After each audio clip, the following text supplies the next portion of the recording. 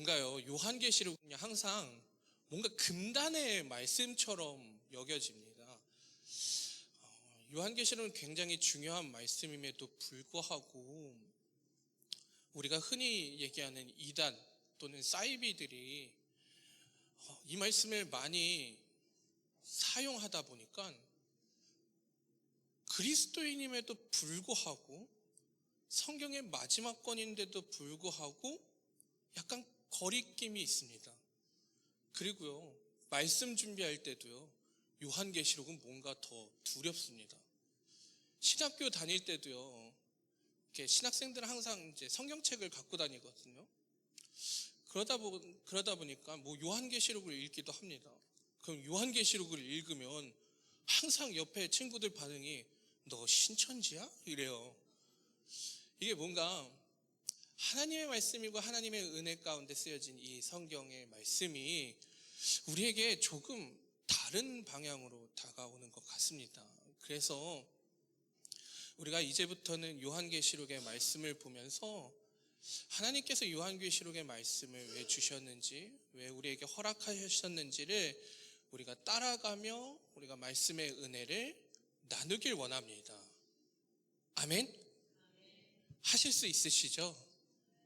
갑자기 목소리가 우리 꼭 하기를 간절히 원합니다. 잠시만요. 어찌되었든 여러분, 우리는 요한계시록의 말씀을 하나님께서 주신 허락하신 말씀으로서 이 말씀을 받아들여야 합니다. 그래서요, 이 말씀을 시작하기에 앞서 요한계시록이 쓰여진 목적에 대해서 우리가 같이 나누고, 앞으로 이 요한계시록의 말씀을 볼 때에 이 목적에서 벗어나지 않는 선에서 우리가 말씀을 보려고 합니다.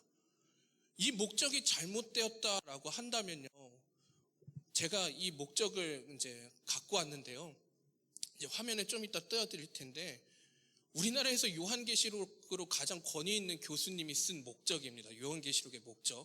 제가 주장하는 거 아니고요. 그 교수님이 말하는 요한계시록의 목적입니다.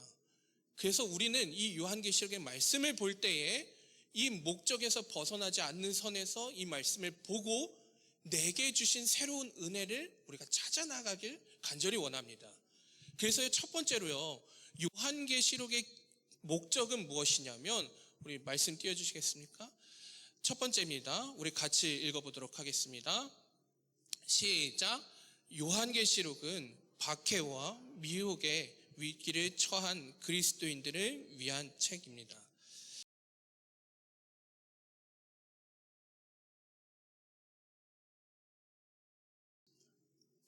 배경에 관한 것인데요, 요한계시록의 말씀은 그 당시의 박해와 미혹의 위기에 처한 그리스도인들을 위한 책이에요. 뭐와 뭐? 박해와 미혹입니다. 그러니까요, 굉장히 어렵고 힘든 시대를 살아가는 이 로마에 살고 있는 크리스천들을 위하여 쓰여진 책이라는 것입니다.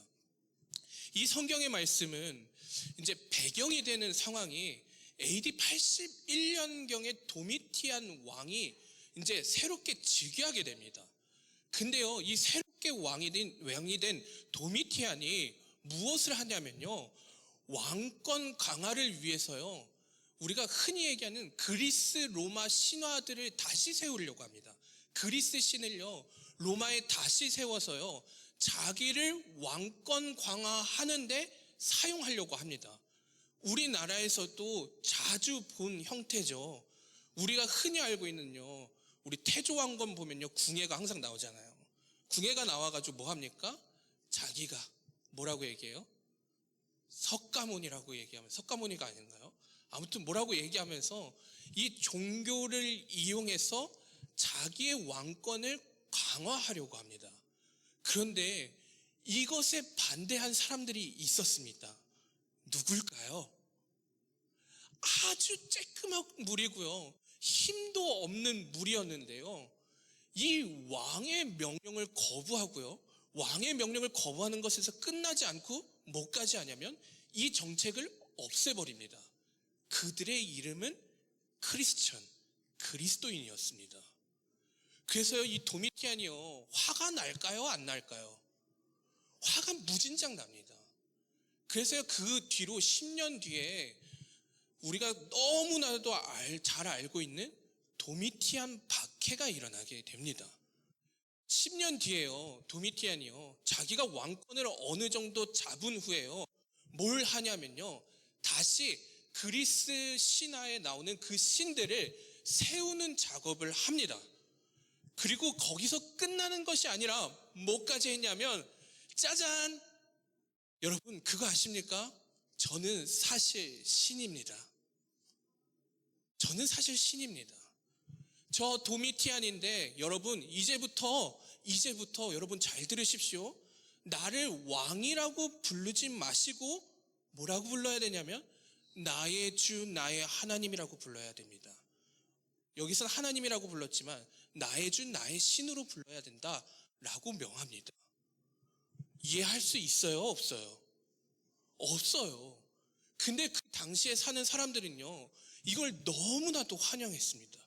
왜냐하면요, 어차피 로마의 황제가 되었던 사람들은요, 죽으면 신으로 모셨거든요. 그러니까 어차피 신이 될 거라고 한다면 죽어서 신이 되나 살아서 신이 되나 딱히 문제가 없는 거예요. 더군다나 지금 살아서 신이 된다면 어떻게 되겠어요? 더 통치하는데 훨씬 더 편한 수단이 되는 거예요. 그래서요, 그 나라를 다스리는 사람들이요, 그건 말이 안 됩니다, 이게 아니라요, 그거 참 말이 되네요. 이제부터 나의 주, 나의 하나님으로 모시겠습니다 라고 합니다. 그러면서 그리스도인들에 대한 박해가 시작됩니다. 히브리서의 말씀에서도 봤다시피 우리가 네로 황제의 박해가 이미 있었음을 우리는 알고 있습니다. 근데요, 이 정도 박해는요, 아무것도 아닌 거예요. 네로 황제의 박해가 있은 뒤에요, 이 로마라는 나라는요, 점점점 고문의 기술이 더 뛰어납니다. 더 많이 괴롭히고요, 이 고문을 누구한테 행했냐면 그리스도인들에게 행했습니다. 그래서요, 그 당시에 사는 사람들은요, 엄청난 고통과 핍박 속에 살아갑니다. 제가 박해라는 내용은 이미 우리가 히브리서에서 봤기 때문에 더 이상 얘기하지 않고요, 여기서 또 뭐가 나오냐면 미혹까지 일어납니다. 미혹이 무엇이냐면, 여러분, 우리가 들어보셨을지 모르겠습니다. 길드라고 들어보셨나요? 일종의 상인 조합입니다. 그런데요, 그리스도인들은요, 이 조합에 들어가지 않았거든요. 그런데 계속해서 뭐 하는 거냐면 길드에 있는 사람들만 서로 물건을 사고 팔면서 서로의 부를 축적했습니다. 그리고 그리스도인들은 이것을 껴주지 않았습니다. 그래서 어떻게 했냐면 그리스도인들의 삶이 계속해서 어려워지기 시작합니다. 여러분, 제가 얼마 전에 재밌는 통계를 봤는데요, 요즘에 막 TV에 그런 통계 있잖아요. 뭐 우리나라 핵무장 해야 된다는 이런 통계 있잖아요. 여러분들도 보신 적 있죠? 통계를 보시진 못했지만 그런 거 보신 적 있죠? 근데 재밌는 결과가 나왔는데, 만약에 우리나라가 핵이 생겨가지고 여러분의 소득이 50% 이하로 떨어진다면 그래도 핵을 가지시겠습니까? 했더니 확 뭐가 떨어져요?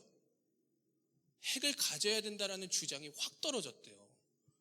그러니까요, 똑같이 뭐 한 거냐면요, 이 사람들도 그리스도인들을 유혹한 거예요. 뭘로 유혹하냐면 돈으로 미혹하고 말씀으로 미혹하고 갖가지 행위로 미혹하는 와중에 이 그리스도인들이 엄청난 어려움과 핍박 속에 살아가게 됩니다.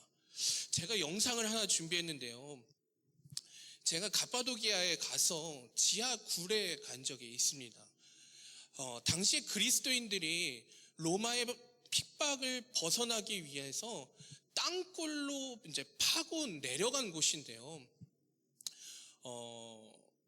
제가요, 이 영상을 찍으려고 하는데 원래는 내려가면서 찍으려고 했거든요. 이게 너무 궁금하고 맨날 말로만 듣던 거를 실제로 눈에 보니까 얼마나 감격스러워요. 그래서 내려가면서 찍으려고 했는데 바로 실패했습니다. 왜냐하면요, 이게 경사가 장난이 아니에요. 그래서 올라가면서 찍었는데요, 여러분, 다른 목사님의 엉덩이를 보게 되실 텐데, 다른 목사님의 엉덩이에 집중하지 마시고 그곳이 얼마나 경사가 깊고 아무것도 없는 곳인지 한번 우리 같이 보길 원합니다. 영상 한번, 짧습니다. 우리 한번 같이 볼게요.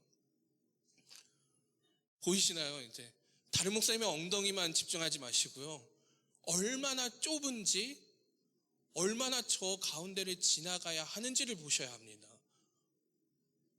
저런 게요, 끊임없이 있습니다. 지하로요, 끊임없이 내려가고요, 심지어는 이 내려가는 길이요, 하나로 되어 있는 게 아니라요, 여러 갈래로 되어 있습니다. 그들은 그들만의 문자를 만들었어요. 우리가 알고 있는 익투스의 문자를 만들었습니다. 그래서 이쪽이 어느 곳으로 가면 진짜 길인지를 익투스의 모양으로 해놨습니다. 여러 가지 모양으로 해놨는데 동그라미에 이렇게 십자가 모양 비슷하게도 해놨고요, 또는 물고기 모양으로 해놨고요, 그쪽에 계시던 가이드분이 이렇게 여러 가지를 얘기해 주셨는데 이게 어떤 게 진짜인지 모릅니다. 누구만 알 수 있냐면요, 그곳에 살고 있는 그리스도인들만 알 수가 있었습니다. 우리도 그렇잖아요. 남이 쓴 글씨와요, 내가 막 써도요, 내가 쓴 글씨는 확실하게 구별이 가요. 이 어렵게 살아가는 그리스도인들에게 오늘의 말씀이 허락된 것입니다. 그리고 두 번째로요, 우리 같이 목적을 읽어봅시다. 두 번째입니다. 시작. 독자들에게 타협하지 말고 순교하기까지 믿음을, 죄송합니다, 제가 오타를 냈네요. 믿음일입니다. 독자들에게 타협하지 말고 순교하기까지 무엇을요? 믿음을, 죄송합니다, 마음 아니고 믿음입니다. 다시 띄어질 거예요. 믿음을 지키라고 요구하는 책이 요한계시록의 책입니다. 그러니까요, 이렇게 힘들고 어려운데, 여러분, 앞으로 장차 있을 미래에는 이런 일들이 있을 건데요, 여러분, 앞으로 이런 일들이 있으니까 여러분 마음대로 살세요가 아닙니다. 앞으로 이러한 일들이 있을 거니까 오늘을 살아내라는 겁니다. 뭐라고요? 오늘을 살아내라는 거예요. 여러분, 우리도요, 그렇잖아요. 자녀들에게 이따끄라는 잔소리 되게 많이 하셨죠. 근데 이따끄라는 잔소리에서 끝나지 않고요, 항상 뭐예요? 너 나중에 돈 깨져봐야지 알지. 너 돈 얼마나 많이 드는지 아니? 이런 얘기 하잖아요. 여러분 잘 보세요. 그런 미래에 대한 얘기를 하는 것은요, 뭐 하는 거예요? 지금 이 잘 닦으라는 거예요. 다시요, 앞으로 있을 미래를 얘기하는 것은요, 지금 현재의 삶을 제대로 살으라는 거예요. 다시 말하면 순교하기까지 믿음을 지키라고 요구하는 것이에요. 카타콤이라도 들어가서, 지하 동굴이라도 들어가서 그 믿음을 누그러뜨리지 말고, 넘어지지 말고 그 믿음을 지켜내라라는 것입니다. 그래서요, 이 말씀은요, 세 번째 기록 목적으로 넘어가게 됩니다. 우리 같이 한번 읽어봅시다. 시작. 종말론적 정보는 그 자체가 목적이 아니라 고난 중에 있는 성도들에게 위로와 소망 및 용기를 주는 것이 중요한 목적임. 여러분, 이 요한계시록의 말씀은요, 뭐 하는 거예요? 우리에게 위로와 소망과 용기를 허락해 주는 책이에요. 앞으로 이럴 일들이 있을 거니까 지금 뭐 하라는 거예요? 현재를 살아가고요, 앞으로 있을 너희들에게 믿음을 지키는 자들에게는 분명한 상급이 있을 테니까 제발 넘어지지 말고, 우리 히브리서 말씀에서도 12장에서 말씀에서 봤었죠. 12장의 말씀에서도 뭐라고 얘기해요? 진동할 것과 진동하지 않을 것, 조금 더 쉬운 말로 변형하면은 흔들릴 것과 흔들리지 않을 것을 구별하라는 말씀입니다. 그러니까요, 이 말씀을 붙잡고 어떻게 해야 되냐면, 앞으로의 일들도 너무나도 중요하지만 뭐 하라는 거예요? 현재를 제대로 살아내라는 거예요. 여러분, 이 말씀이 우리에게 주는 요한계시록의 말씀입니다. 오늘을 우리가 제대로 살아야 합니다. 그래서 요한계시록에서는요, 무엇을 얘기하는 것이냐면 다시 오실 예수님이 누구신지를 얘기합니다. 다시 말씀드릴게요. 요한계시록은요, 다시 오실 예수님이 누구신가에 대한 말씀입니다. 여러분, 엉뚱한 것에 한눈 팔지 마세요. 666 뭐 이런 것들, 뭐 베리칩 이런 것들에 제발 속아 넘어가지 마세요. 그것이 중요한 것이 아니라 뭐가 중요한 거예요? 다시 오실 예수 그리스도가 누구인지가 중요한 것이고 오늘을 살아내는 것이 중요한 것입니다. 우리가 목사님이 오늘 아침에도요, 그런 이제 칼럼에도 쓰셨는데요, 유튜브나 여러 SNS는요, 우리를 유혹하고 미혹하는 것들이 굉장히 많습니다. 그것을 찾아보려면요, 제대로 찾아보시고 제대로 공부하셔야 합니다. 아, 이 사람이 이렇게 주장했네, 이게 다 맞네, 이게 아니에요. 적어도 주장하시고 공유하실 것이라면 먼저 공부하셔야 됩니다. 그리고 그것이 무엇을 얘기하는지 바로 보셔야 합니다. 그러니까요, 우리가 이 요한계시록의 말씀은요, 회개와 심판을 얘기하지만 또한 우리에게 소망과 위로가 되며 용기가 되는 말씀입니다. 그리고 앞으로 다시 오실 예수 그리스도에 대해서 얘기하고 있습니다. 그래서 마태복음 25장 13절에 보면 이렇게 얘기합니다. 우리 같이 한번 읽어봅시다. 시작. 그런즉 깨어있으라. 너희는 그날과 그때를 알지 못하니라. 뭐라고 얘기하냐면 너희는 그날과 그때를 알지 못한다라고 얘기합니다. 우리가 장난으로 이렇게 그런 얘기하죠. 아, 이제 예수님 다시 오실 때가 다 된 것 같아. 아, 이 나라를 보니까, 전 세계를 보니까 끝으로 향해 가고 있는 것 같아 라고 얘기를 합니다. 그러면서 우리가 이제 얼마 남지 않았어 라고 얘기하는데, 성경이 말하는 그날과 그때라는 의미는 특정한 시간과 타이밍을 얘기하는 것이 절대로 아닙니다. 그날과 그때를 알지 못한다라는 것은 전적인 하나님의 주권을 얘기하는 것입니다. 누가 하시는 거냐면 하나님이 하시는 것입니다. 지금 당장이라도 하나님께서 마음먹기로 하신 대로 하시면 하는 겁니다. 그때를 알지 못하고 그 날을 알지 못하는 게 아니라요, 뭐 하는 거예요? 하나님께서 하시고자 하는 하나님의 주권을 얘기하는 것입니다.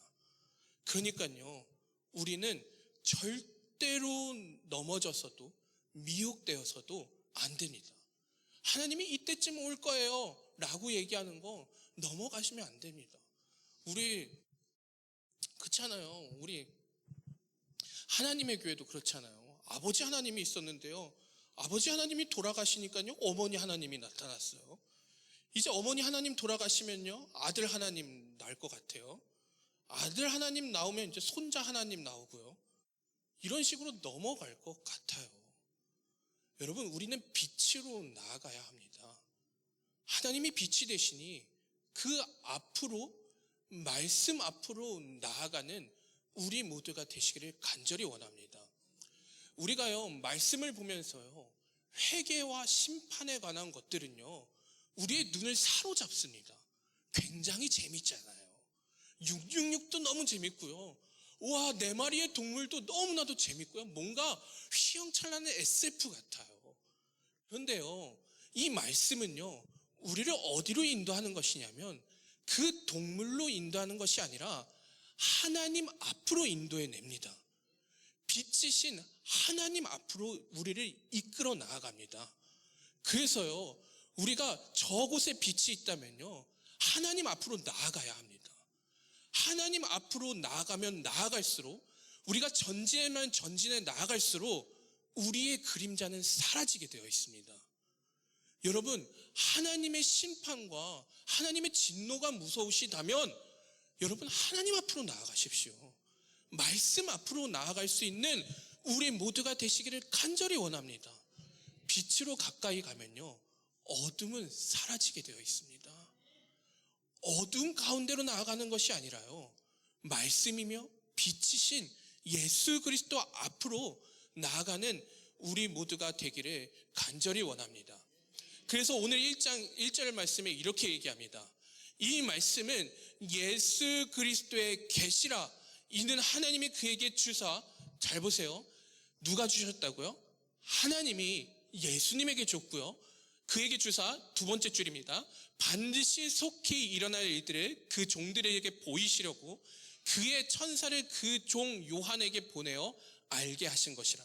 잘 보세요, 어떻게 순서가 되는지. 하나님이 예수 그리스도에게 알려주셨고요, 이 예수 그리스도가 천사를 통하여서 요한에게 알려주신 내용입니다. 그러니까요, 삼위일체이신, 우리가 다음 말씀에 볼 텐데, 삼위일체이신 하나님께서 이 말씀을 요한에게 허락하신 것입니다. 그리고 이 말씀 가운데 나아가기를 오늘 성경은 이야기합니다. 그래서 요한은 뭐라고 얘기하냐면 2절 말씀 같이 읽어봅시다. 시작. 요한은 하나님의 말씀과 예수 그리스도의 증거, 곧 자기가 본 것을 다 증언하였느니라. 아멘. 이 말씀을 잘 보십시오. 그가 본 것을 다 증언하였다라고 얘기합니다. 여러분, 우리는 하나님의 것에 대해서 우리의 것을 첨가해서는 안 됩니다. 하나님의 것은 오로지 하나님의 것입니다. 하나님의 말씀도 마찬가지입니다. 하나님의 말씀은 하나님 말씀 자체로 있는 것입니다. 그 가운데에 나의 생각과 엉뚱한 것들을 첨하지 마십시오. 오늘 요한도 뭐 한 거예요? 자기가 본 그대로 이야기를 전합니다. 그러면서 3절의 말씀 우리 같이 읽어봅시다. 시작.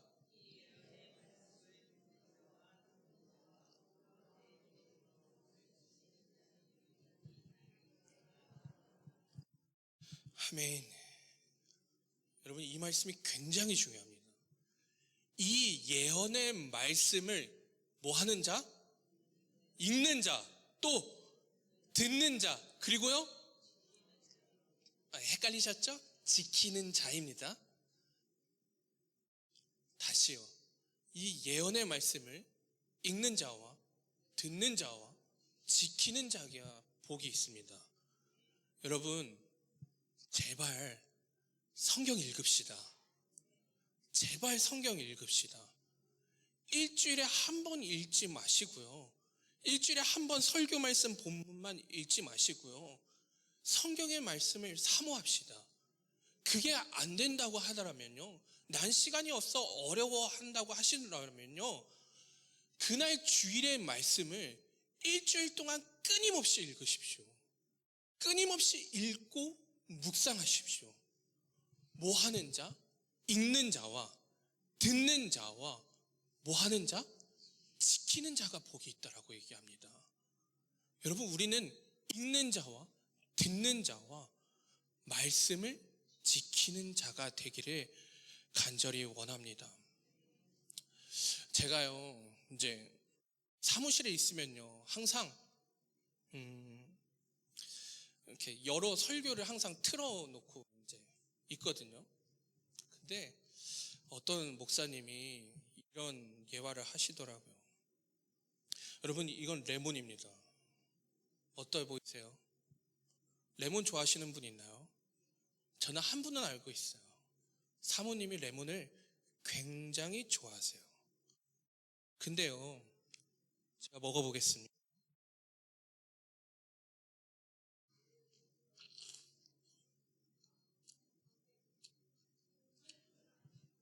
생각한 것보다 더 세요.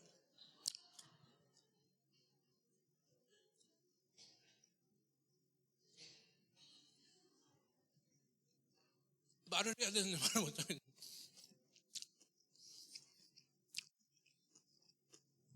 잠깐만 기다려주세요.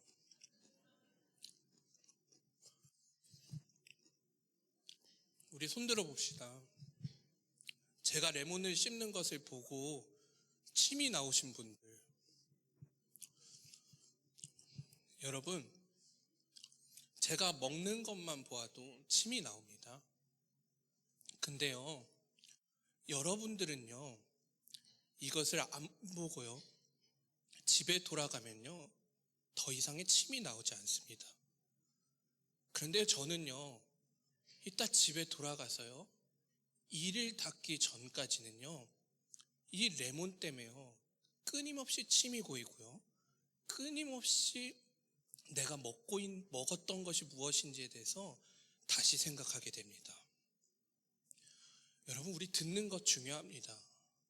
그런데요, 듣는 것만큼 중요한 것이요, 우리가 말씀을 보는 것이고요, 그리고 그 다음으로 중요한 것이 듣고 보는 것에서 끝나는 것이 아니라 말씀대로 살아가는 것입니다.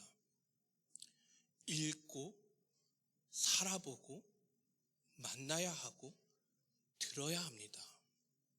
하나님의 말씀이 우리 가운데 임재해야 하며 그 말씀이 살아 움직이는 말씀이 되기를 간절히 원합니다.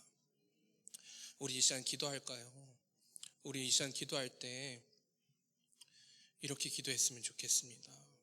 주님, 우리가 이제는 결단하며 나아가길 원합니다. 우리가 말씀을 날마다 듣는 것에서 끝났고 때로는 듣고 읽는 것에서 끝났습니다. 살아내질 못하고 살아계신 하나님의 말씀을 만나지 못했습니다.